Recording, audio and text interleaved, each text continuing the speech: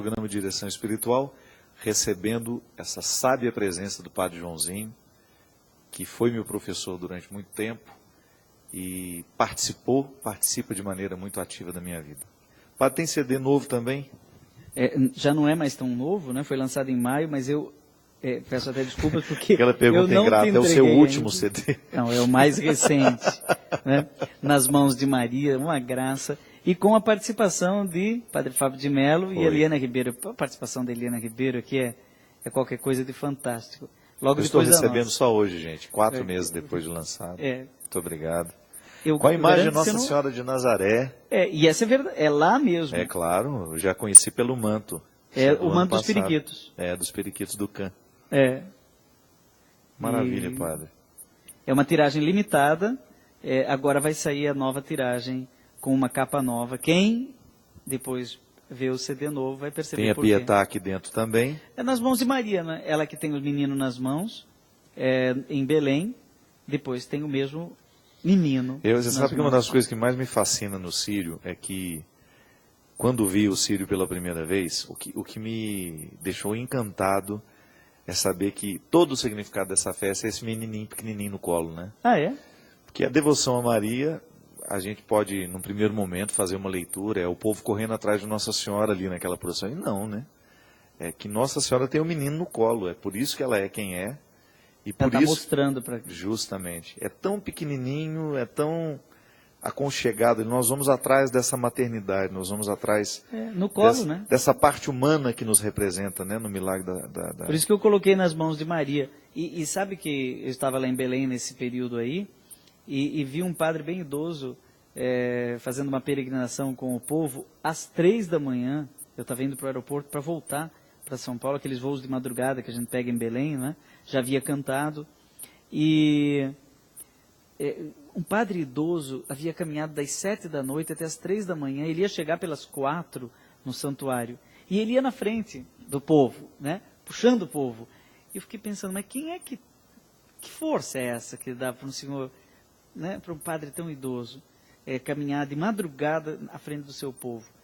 Como dizia Santo Agostinho, cansaço de amor não cansa, né? Quando a gente vai para o colo de alguém que a gente ama, para o colo da mãe, por exemplo, a gente não cansa Meu pai não cansava de caminhar, de pedalar 15 quilômetros a bicicleta dele para chegar no Limoeiro, lá em Santa Catarina, em Brusque, e namorar com a minha mãe. Ele chegava inteiro para namorar, e certamente essa é a história de muita gente que está nos ouvindo, né? De fato, cansaço de amor não cansa. Daí que eu fiz a música... Eu vou a pé em romaria de noite e de dia, eu vou com fé. É a música que eu chamei Hino do Romeiro, mas aqui eu coloquei Senhora de Nazaré. É a primeira música do CD. Padre, quais são os maiores desafios hoje da devoção mariana, de maneira especial no Brasil? Porque eu sei que você é bastante crítico com excesso, muitas vezes, né, que às vezes a gente encontra dentro da devoção mariana, que às vezes até dificulta os nossos irmãos evangélicos de entender, né? Essa frase que você acabou de dizer está no Concílio Vaticano II, dita pelos bispos do mundo inteiro, reunidos no concílio, dizendo, olha, vamos evitar o exagero devocional, que hoje a gente chama de maximalismo, e vamos evitar também o minimalismo marial, inclusive para não criar dificuldades na devoção dos nossos irmãos evangélicos. Tivemos um congresso mariológico recentemente em Aparecida, tivemos lá uma participação do Rui, o pastor Rui, que é o diretor da Faculdade Carisma em Osasco, com o qual nós temos um ótimo diálogo ecumênico, inclusive em nível mariológico. E ele mostrou como hoje Maria representa uma figura importante na teoria, no coração das boas teologias evangélicas. Não desses panfletos que se dizem evangélicos, mas não estão nem em busca de fiéis, estão em busca de clientes. Estes são criticados até mesmo pelos bons evangélicos. E que descartam a presença de Maria. Se você vai nos escritos de Lutero, você tem textos belíssimos. O comentário sobre Maria, Magnífica de Lutero é fantástico, né? Muito bonito. E Maria, como aquela que é cheia de graça, né? É claro que todo exagero deve ser evitado. Mas hoje em dia eu acho que existe Maria é um ponto de encontro muito interessante. Inclusive para o diálogo parece que é um próprio anseio humano, é antropológico isso, né? A necessidade de você ter mãe. Pela própria, talvez seja o vínculo mais forte que o ser humano tenha na vida, é o vínculo com a mãe. Não sei, posso estar errado. Mas eu acredito que quando isso passa pela experiência de fé, do ser humano poder acreditar numa maternidade divina, porque também é cultural, né? Nos foi passado e as culturas trabalharam muito essa imagem de Deus é Pai, Deus é Pai, Deus é Pai. E no momento em que isso vira uma devoção mariana, ela acaba, é como se estivesse confundindo o Deus Pai com o Deus Mãe. Né? Que também tem uma dimensão materna. Se você pega o sopro, né? É complicadíssimo, porque se você descartar a maternidade divina de Maria, de que Maria foi mãe de Deus, do Cristo todo, e isso é dos primeiros séculos da fé cristã, se você descartar a maternidade divina... Lutero não discorda disso, discorda? Não era essa a questão. Não passa por isso, né? Não passa por isso. Isso é posterior. É talvez uma reação de anticatolicismo, típica de algumas tendências, mas não são todos. Evangélicos inteligentes têm uma mariologia consistente. Eu vou repetir, não tenho medo de repetir isso aqui. Evangélicos inteligentes têm uma teologia mariana consistente, né? E um ótimo diálogo com a Igreja Católica, até no nível mariológico. O irmão Murad, por exemplo, de Belo Horizonte, com certeza, tem todo um grande, diálogo, né? Ecumênico no nível mariológico e não tem nenhum problema. Mas por quê? Que reconhecer a maternidade que Maria singularmente, individualmente, enquanto mulher, Maria de Nazaré, com carteira de identidade, com endereço em Nazaré, por que ela, na sua singularidade, é mãe de Deus? Não só enquanto um exemplo tipológico, arquetípico, né? Talvez a mulher, nasceu de mulher. Paulo diz só que Jesus nasceu de mulher. Mas essa mulher aos poucos vai ganhando nome, rosto, endereço, rua, casa, individuação. Porque o cristianismo acredita que o Verbo se fez carne e habitou no meio de nós. Então, como diz Santo Irineu, o que não foi assumido não foi redimido. Se Deus não assumiu a nossa humanidade na encarnação, então nós não fomos salvos. E essa carne foi assumida no ventre de Maria. Então Maria é arca da aliança, é arca da salvação, é o útero no qual nós fomos gerados como corpo místico de Cristo. Tudo isso é muito importante. Tudo isso é muito mais do que simplesmente devocional. E é interessante porque às vezes nós encontramos em alguns evangélicos um respeito muito grande pelos profetas, né? Um respeito muito grande pelos apóstolos, pelos discípulos, e não tem o mesmo respeito por Maria. Talvez por entrar um pouco naquilo que você analisava, um anticatolicismo, né?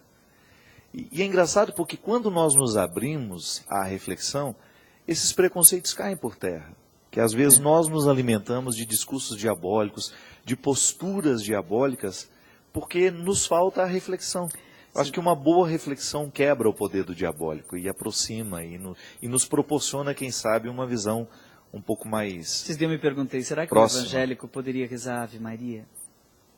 Aí perguntei isso para um evangélico, um teólogo. Você acha que um evangélico poderia rezar a Ave Maria? Ele disse a primeira parte, sim.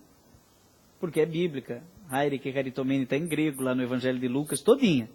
Ave Maria, alegra-te Maria, o Senhor está contigo, bendita és tu entre as mulheres, foi Isabel que falou, né? Então não tem nenhum problema. Eu falei, mas e a segunda? Bom, a segunda parte, Santa Maria, eu falei, mãe de Deus. Não, mãe de Deus também dá, porque é um dogma do primeiro milênio e tal, nós entendemos teologicamente, acabei de explicar. Rogai por nós, pecadores agora, bom, rogai por nós aí já é mais difícil, né? Maria é nossa intercessora, mas Jesus é o único intercessor. Eu falei, não, mas Maria intercede no seu filho, em comunhão, na comunhão dos santos. Assim como seu pai já faleceu, ele disse, não, meu pai já faleceu. Eu falei, o meu também. Aí eu perguntei, você acredita na tese do sono da alma? Porque muitos evangélicos acreditam, não são todos, que quando a gente morre, a gente dorme. E espera o juízo final para acordar, como que num piscar de olhos. E a gente não pode interceder, nem Maria, nem os santos, nem quem está nesse sono, simplesmente porque está dormindo. Então eles não acreditam na intercessão por causa do sono da alma. Aí esse teólogo me disse, não, mas isso aí é uma teologia de alguns, e nem é da maioria. Eu falei, então o que muitos evangélicos hoje acreditam que acontece com quem já morreu? Não, eles estão em louvor e adoração. Eu falei, bom, isso é legal, estão em louvor e adoração. Então o seu pai e o meu pai estão adorando a Deus, Pai, em Cristo, na força do Espírito. Bom, então Maria também está lá junto com eles. Mas não vamos pensar em Maria, vamos pensar nos nossos pais, o seu pai e o meu pai. Aí eu perguntei, você acha que seu pai, lá em louvor e adoração, esqueceu de você? Ele disse, não. Eu acho que meu pai jamais esqueceria de mim. Eu falei, o meu também não. Ele lembra de mim. Principalmente agora que eu estou vivendo não sei o que e tal. Eu falei para ele, será que não dá para dizer, Samuel, rogai por mim, agora, e principalmente na hora da minha morte. Aí ele falou, pensando assim, a intercessão não é tão absurda. Inclusive a gente encontra isso, independente da crença, quando uma pessoa perde alguém, né? Um dos consolos é justamente esse. Eu agora tenho um intercessor no céu. Eu agora tenho alguém, um filho. Meu filho morreu e eu acredito que agora ele intercede por mim junto a Deus. Acho que é uma maneira tão bonita de compreender a situação, de compreender a realidade.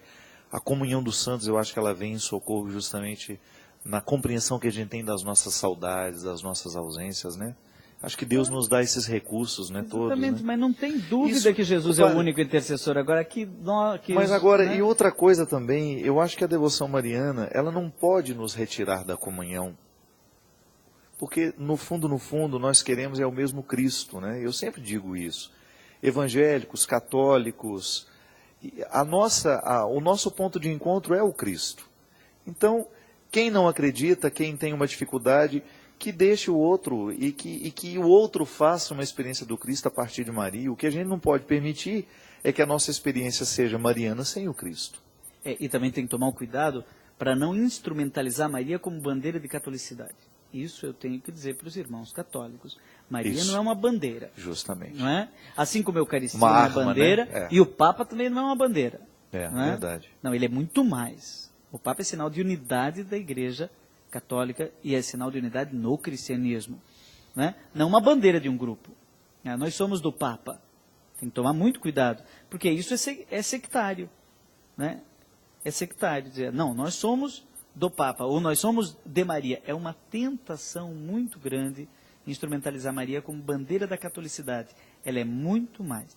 Maria é a mãe de todos os cristãos. O Concílio Vaticano II, no capítulo 8º da Lumen Gentium, diz isso com toda clareza. Então não há nenhuma dificuldade de praticar um ecumenismo marial. E nós precisamos estudar, né, padre? Eu acho que o cristão católico, ele precisa ter disposição de ler um pouco mais, de conhecer um pouco mais a sua fé, para que no momento em que ele for interrogado, ele tenha condições de argumentar, e que não é brigar.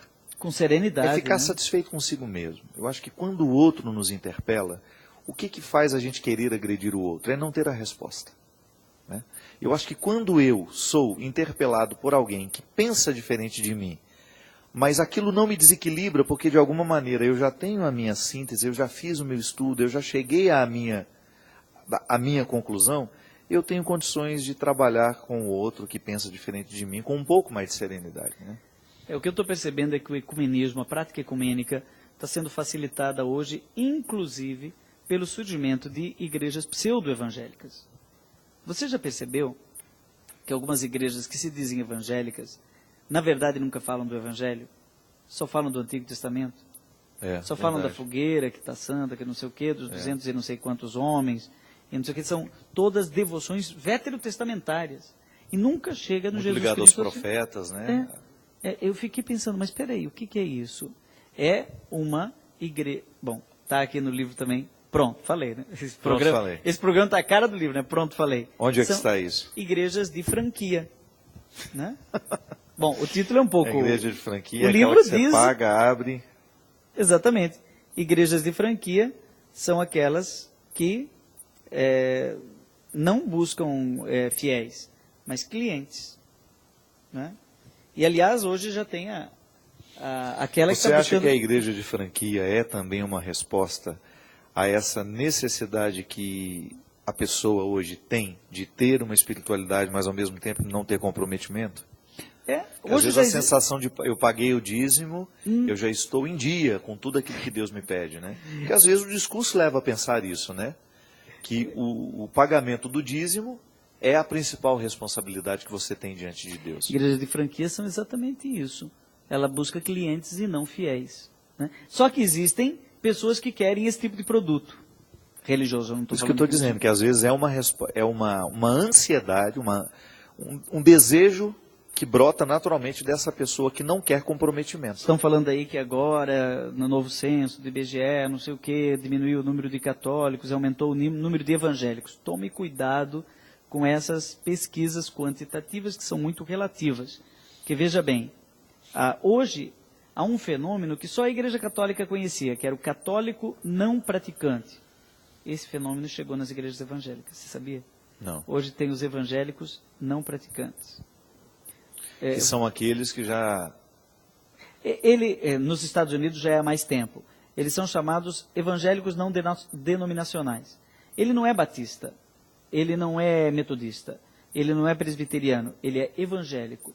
Então, esses dias eu estava num lugar que eu não vou dizer onde é, uma senhora, era 6:30 da manhã, tomando café do meu lado, eu vestido assim, exatamente como estou agora, identificado como padre, e essa senhora, só ela e eu lá no refeitório do hotel, no restaurante do hotel, ela perguntou para a mocinha que estava servindo, existe alguma igreja aqui perto? Aí a moça disse, tem a paróquia Nossa Senhora do Perpétuo Socorro aqui perto. Ela falou, não, essa é católica, né? Eu queria uma igreja evangélica, porque eu sou evangélica. Aí eu fiquei pensando, mas, peraí, evangélica de que denominação? É não denominacional. Ela hoje é um pouco batista, amanhã é um pouco presbiteriana, e tem aqueles que são clientes de um determinado pastor. E aí já existem igrejas disputando a mesma clientela, porque já deu para perceber que da igreja católica não sai mais muito, não é? Agora eles perdem entre eles. Exatamente. Você lembra que Dom Aloysio Lorscheider, em Aparecida, quando ele chegou, já de saudosa memória, falecido, né? Quando Uma das maiores inteligências, né, que nós tivemos na igreja no Brasil. Um repórter chegou para ele e perguntou assim, eu até cito isso no livro, Dom Aloysio, é verdade que a igreja católica está perdendo seus fiéis? E ele respondeu, não é verdade. Mas como? Os jornais, as pesquisas, tudo indica que a igreja católica está perdendo seus fiéis. E aí ele disse, não, está perdendo seus infiéis. Os fiéis continuam conosco. É verdade, é verdade. É boazinha Porque essa. se a fidelidade, ela é uma espécie de pertença, né? Como você deixar de ser filho. Exatamente. Eu não posso deixar de ser filho do meu pai. Ô Fábio, me explica um negócio. Agora eu vou fazer propaganda do seu livro, de orfandades. Como é que é esse negócio de uma coisa desacontecer?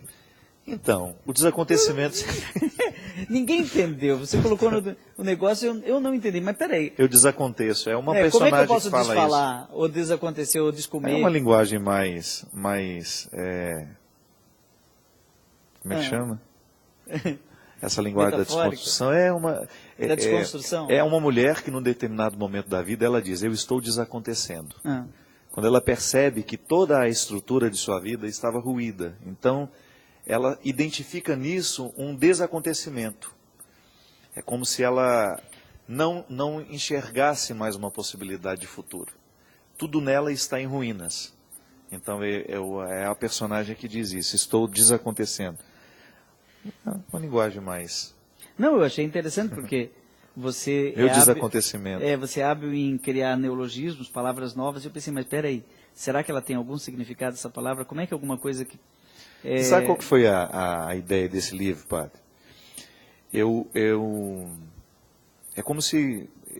a minha experiência me leva a crer, a partir de tudo aquilo que eu vi, de tudo aquilo que eu vivi, que tem um determinado momento da nossa vida que não tem abraço humano que possa nos socorrer dessa sensação de solidão.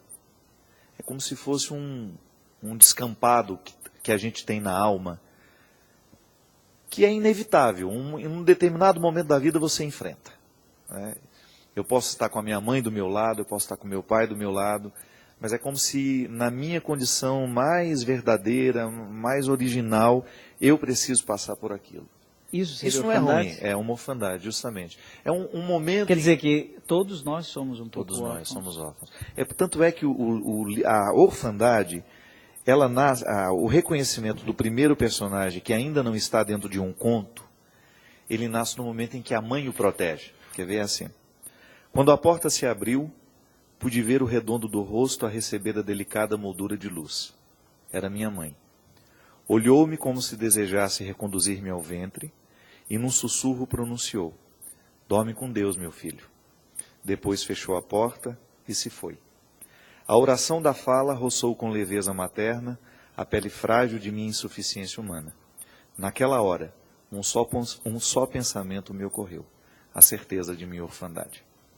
Então não é uma pessoa que está descuidada. É uma pessoa que a mãe abriu a porta, assim como muitas vezes aconteceu comigo, né? Aquele cuidado da dona Ana e ver se está tudo bem. Fecha a porta, dorme com Deus, meu filho. E se vai. Ali eu enfrento a minha crueza. Eu acho que essa crueza humana, mais cedo ou mais tarde, ela vai nos impactar. Acho que eu entendi. Mais cedo ou mais tarde, ela vai nos impactar. Eu chamei isso há algum tempo de pedagogia da ausência. Quer dizer, quem ama se faz presente. Quer dizer, Deus conosco, o Senhor esteja convosco, Ele está no meio de nós. Jesus é Emmanuel, Deus conosco. Eis que estarei convosco. Isso é sinal de amor, a presença. Uhum. Mas de repente, Ele diz: agora eu vou voltar para o Pai. A batata quente está na mão de vocês. É uma orfandade apostólica. Os apóstolos viram ele subir e ficaram órfãos. E aí um pessoal bateu nas costas dele e disse: escuta, esse que foi, vai voltar. Enquanto isso, é com vocês. Que eu acho que a vida, ela tem uma crueza, Padre, que não há discurso que possa negar. Não tem nenhuma realidade humana que possa nos socorrer dessa crueza, inclusive a religião. Eu acho que quando nós somos verdadeiramente honestos com aquilo que nós estamos propondo, a gente sabe que nós não estamos propondo nada mágico. Viver a pertença religiosa vai exigir de nós um contato com essa crueza. Eu vou ler o seu livro, Fábio, mas eu estou incomodado com uma coisa. A orfandade não pode levar à solidão? Eu acho que tanto ela pode me fazer entrar em contato com a minha crueza e dar um sentido para ela, e eu me compreender a partir dessa crueza, a partir dessa insuficiência, e despertar uma esperança, como também pode mergulhar. É o caso que aqui você tem personagens que mergulham na esperança, e você também tem personagens que, ao reconhecer essa crueza, não conseguem. E qual que é o fel da balança para ir para um lado que vai levar à felicidade e o outro que vai levar à tragédia? É muito tênue, né? É muito tênue. Ela começa com uma mãe tendo que lidar com a crueza de perder um filho, e o bom de escrever literatura é que você não tem que dar as suas convicções àquele personagem. Ele é livre para dizer os desaforos que quer. Eu sentido vontade de escrever romance agora. Isso é muito bom. Porque eu não preciso... Você não é o personagem. Eu não sou o personagem. Essa mulher pode falar o que ela quiser. Eu não tenho que defendê-la com a minha fé. Isso é que é interessante da literatura. Mas, por outro lado, aí você tem... Por exemplo, o segundo personagem, eu pensei muito sobre ele. Porque ele vive um sentimento muito contraditório. Ele perde a mãe.